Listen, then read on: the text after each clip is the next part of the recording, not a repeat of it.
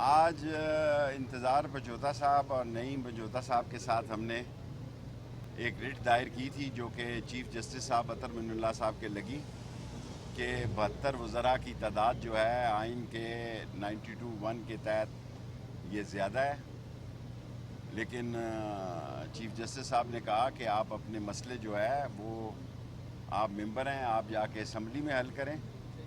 اور اسمبلیوں میں یہ ساری باتیں حل ہونی چاہیے، عدالتوں کو اس میں خام خواہ ملوث نہ کیا جائے، اور آپ ایک اسٹرانگ اپوزیشن ہے، آپ جائیں اور یہ ساری باتیں جو ہیں اسمبلی کے اندر جا کے کریں۔ آلموسٹ ابھی فیصلہ تو انہوں نے دیا، لیکن میرے خیال میں مسترد ہی ہے ہماری یہ پٹیشن۔ صاحب آپ ذاتی طور پہ اتفاق کرتے ہیں چیف جسٹس صاحب کی اس رائے سے کہ آپ کو اسمبلی میں جانا چاہیے؟ دیکھیں، میں عمران خان کے ساتھ ہوں، راستے میں بھی آپ کو ریکارڈ کرا چکا ہوں، یہ فیصلہ عمران خان کا ہے، میں اس کا اتحادی ہوں ایک سیٹ کا، اور میں جو عمران خان کہے گا تو جاؤں گا، وہ نہیں کہے گا تو نہیں جاؤں گا۔ درخواست آپ نے خان صاحب سے پوچھ کے ڈالی تھی؟ نہیں، میں نے خود ڈالی۔ شیخ صاحب یہ بتائیں کہ بات ہو رہی ہے کہ آپ سے لال حویلی جو ہے واپس لی جائے گی، رانا سوالہ اس حوالے سے جماعت لے جا رہی ہیں؟ لال حویلی، دیکھیں، لال حویلی کی چھت ہمارے پاس 3 مرلے کی ہے، جب کچھ نہیں نکلتا تو لال حویلی نکل آتی ہے،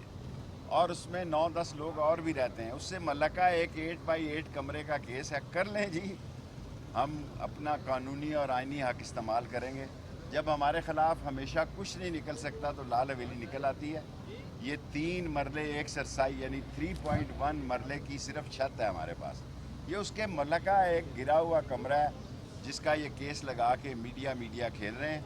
اور جب یہ فیصلہ دیں گے پھر ہم کورٹ میں جائیں گے، ہائر کورٹ میں جائیں گے، اور ان چھوٹی چھوٹی باتوں کی ہم پرواہ نہیں کرتے۔ شیخ صاحب لال حویلی کے علاوہ آپ کے پاس فریڈم ہاؤس بھی ہے الحمدللہ۔ کشمیر کی آزادی کے لیے، کیا ابھی بھی وہاں پہ ٹریننگ جاری ہے؟ یہ تو